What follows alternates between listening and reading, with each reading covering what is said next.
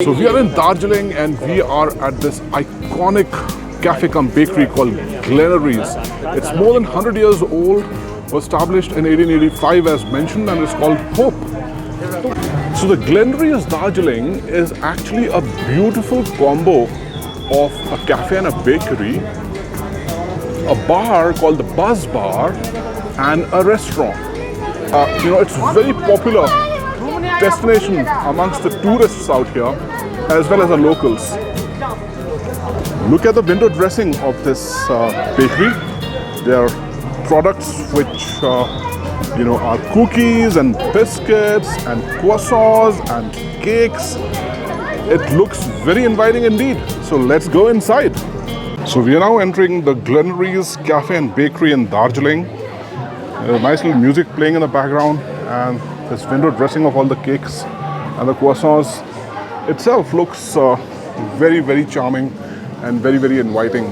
So here we go inside the Glenary's Bakery, where immediately you get a vibe of the place, full of cakes and cheesecakes and croissants and some more cakes and pastries, with the hostesses ready to greet you.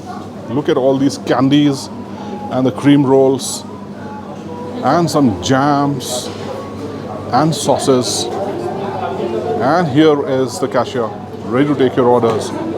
Let's take a quick round of the bakery itself before we actually order. I'm rooting for a hot chocolate because it's quite cold outside due to the rainy season, and very nice and charming atmosphere. I can imagine that was established during the British times, and the British officers gloating over a cup of coffee over here. Apart from the indoor settings, which themselves look very pretty, we also have an outdoor setting. Right now it is raining a little bit, so the outdoor setting is closed, but otherwise that itself looks very charming out here, and you get a view of the city as well as, when it's a clear day, of the mountain peaks as well. Today we'll go inside and remain inside. So my friends and family are all perched over here. Okay, so what have we ordered? Can you repeat for us, please? One breakfast, chicken hot dog, one masala cheese omelette, one supersized bread sandwich, 3 cappuccino, 2 hot chocolate. Perfect. So the Glenary's Cafe is of course famous for its hot chocolate, muffins, coffee and cakes and cookies, and of course the milkshakes. Looks very nice out here. And my hot chocolate is right over here, and let's make love to it. And I ordered a big breakfast, and it looks simply scrumptious and delicious. And look at this plate full of the entire breakfast. It consists of the hash browns, the grilled tomatoes, some mushrooms, beans, sausages, butter and toast, bacon, salami, and some poached eggs. Well, actually sunny side up. I'll go for it. Let's make it a grand slam. You actually climb upstairs, and there you can actually reach the restaurant. As I said, Glenary's is not just a cafe and a bakery. It's also a restaurant, which looks pretty nice out here.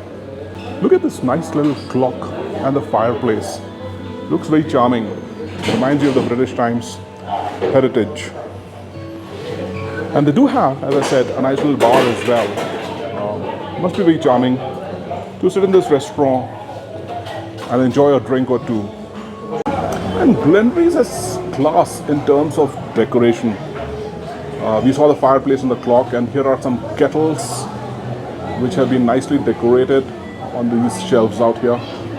And there's some photographs of the folks. For example, there's a Nepalese girl, and there are various other photographs, I suppose from very old times, which are present over here, and gives this bakery and cafe a very serene touch, a very classy touch.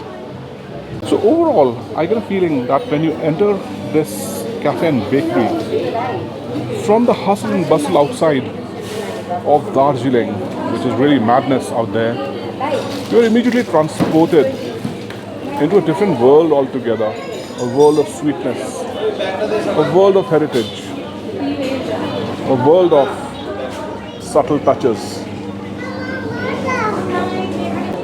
and you immediately feel better.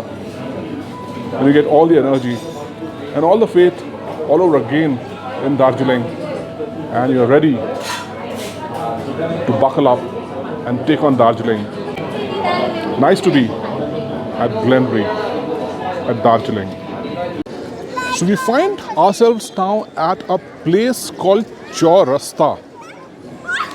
Chaurasta is actually a public square located in the heart of Darjeeling town, at the ridge of the Darjeeling hill range. And this place is of historical significance because this place was, from the British times, a place of social gatherings where fashionable people and the gentry used to get together in the 18th century and hobnob with each other. Now, of course, it's a famous tourist attraction with lots of shops out here, hotels, and it's called Chaurasta because there are 4 roads which meet over here together. One is the Nehru Road, another is the Dr. Zakir Hussain Road, and the 2 ends of Mall Road also meet over here. People come over here and enjoy themselves. There's also a Mahakal temple right behind. And what you see in front of you is a statue of a Nepali poet known as Bhanubhakt Acharya. Behind him, you see that there's a stage, a series of steps and a stage. And therefore, this place is also a center of a lot of cultural activities and also political activities. So, for example, if you have a politician coming to Darjeeling and wants to address a gathering, then this is the place he will come to and address the gatherings. Overall, a very nice public square in the heart of Darjeeling. And one feels nice to come over here and enjoy a drink or two, sit around, hobnob with each other, and then make a ride downstairs again, which is an easy ride, back to your cabs and back to the maddening world of Darjeeling, which is otherwise full of taxis, full of people, not very clean. But you have a hope when you come to this place called the Chaurasta in Darjeeling and feel one with Bhanubhakt Acharya. And in the Bhanu Bhavan, we have this beautiful statue of Goddess Saraswati, the goddess of education, playing her veena and paying tribute to the goddess Saraswati are the mermaids on both the sides. Truly a divine scene at the Bhanu Bhavan, Darjeeling. There's a very mellifluous flute playing in the background, which is providing such a peaceful atmosphere to this place. It's nice to be out from the madding crowds of Darjeeling at the Bhanu Bhavan. And at the Bhanu Bhavan, we have the statue of a very famous Nepali singer called Vagekar Gopal.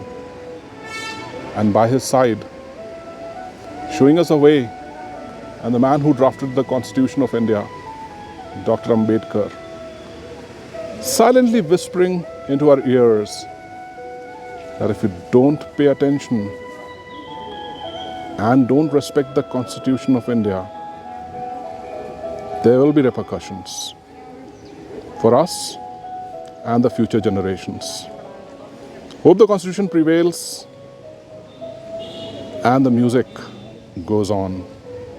And coming down from Chaurasta, you get to see this beautiful church called the St. Andrew's Church, with its beautiful clock tower and the maroon white buildings. It looks very graceful. The foundation stone of St. Andrew's Church was laid down in 1843, but in 1867, this church was destroyed massively by a lightning which struck this church, and it was built significantly in 1873 again.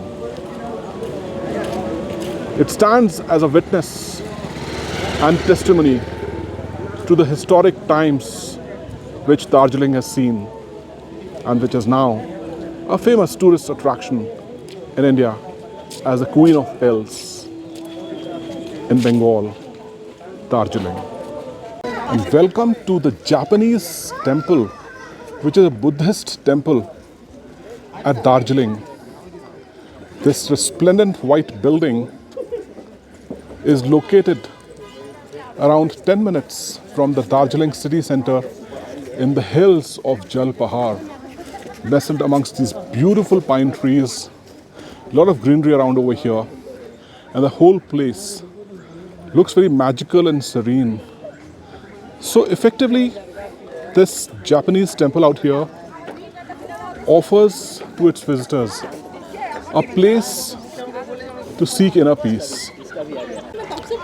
At the Japanese temple in Darjeeling, we also have this Vishwa Shanti Stupa, which looks magnificent out here. Lord Buddha was a messenger of peace in the whole world.